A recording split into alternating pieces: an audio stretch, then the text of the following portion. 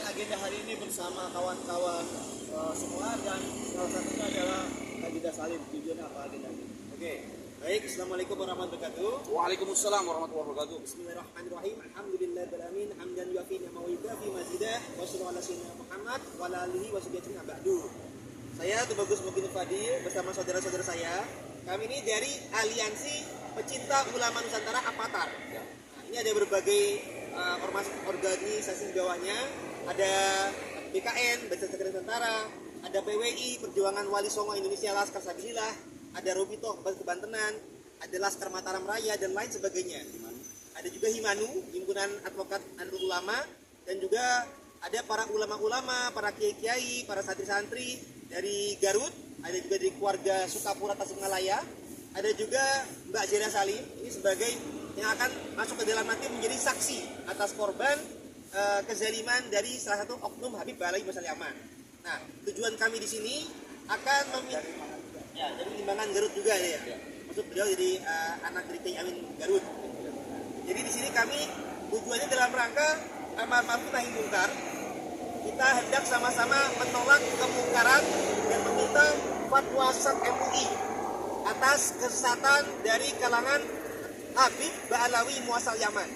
Nah, di Indonesia ini biasanya satu kriteria sesat saja itu sudah bisa tindak. Misalkan ya Eden, Jamaah Ahmadiyah, itu hanya dari satu kriteria, yakni mempercayai adanya Nabi setelah Nabi Muhammad. Nah, kami melihat bahwasanya ajaran-ajaran, ceramah-ceramah dan kelakuan para habaib atau oknum Habib Ba'alawi Muasal Yaman itu kurang lebih sudah sampai 5 kriteria dari 10 kriteria sesat MUI, sehingga tidak bisa didiamkan begitu saja. Satu kemungkaran saja itu harus ditolak, apalagi ini kami lihat sudah sampai 5 kriteria. Di antaranya adalah tidak sesuai dengan rukun Islam, tidak sesuai dengan rukun iman, menambahkan rukun iman, juga mengkafirkan golongan yang tidak percaya kepada Habib, itu yang ketiga.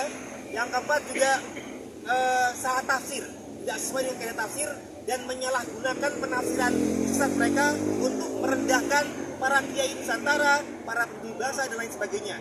Itu salah tafsir dari surat Al-Ahzab ayat 33. Dan yang kelima adalah melecehkan dan merendahkan Nabi dengan doktrin-doktrin sesat mereka. Nah, termasuk melecehkan merendahkan Nabi itu adalah mereka membawa-bawa pengakuan sebagai cucu Nabi, minta dihormati, merasa sebagai ahli surga, tapi mereka berbuat zalim, berbuat kesesatan di Nusantara. Misalkan mereka melecehkan para pemimpin kita, mencaci maki dengan kata-kata kebun binatang, mohon maaf, dan juga mereka mengajak radikalisme, mengajak berontak. Mereka juga mencabuli kalangan santri, mencabuli wanita-wanita yang dilemahkan, ya.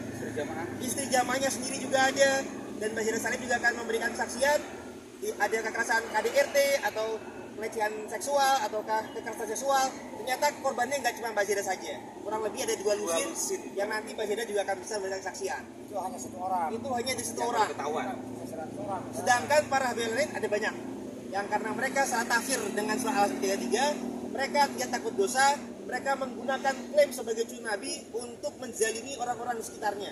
Bisa baik dengan dawir, ada itu artinya jalan finansial, memaksa memintakan duit atas nama sebagai buat Nabi. Atau juga bisa mereka mengaku sebagai Nabi, memiliki keberkahan atas mereka mengawini atau meminta wanita lain tidak dengan cara yang sesuai syariat.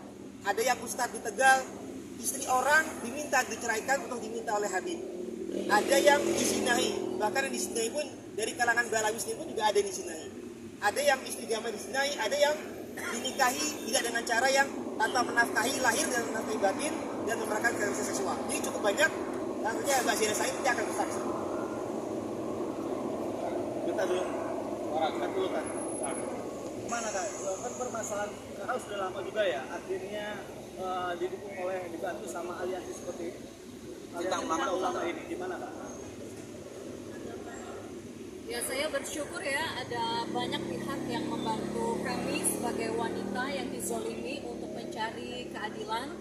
Dan kenapa di sini saya memberanikan untuk bersuara, karena ternyata oknum Habib satu orang saja yang menzalimi saya ini ternyata korbannya banyak sekali, kurang lebih 1 lusin lebih ya.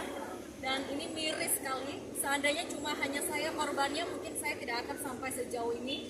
Tapi saya melihat yang saya hadapi ini bukan suami yang selingkuh hilaf 1-2 kali, tapi dia kelasnya udah penjahat, sudah melecehkan, merendahkan harkat martabat perempuan Indonesia. Sekarang mau langsung masuk atau langsung masuk? Ya, nanti kami menunggu lagi rombongan dari Banten. Begitu sudah ada rombongan Banten, ada Kiai Barok dan lain sebagainya, insya Allah kami akan masuk ke dalam. Dan yang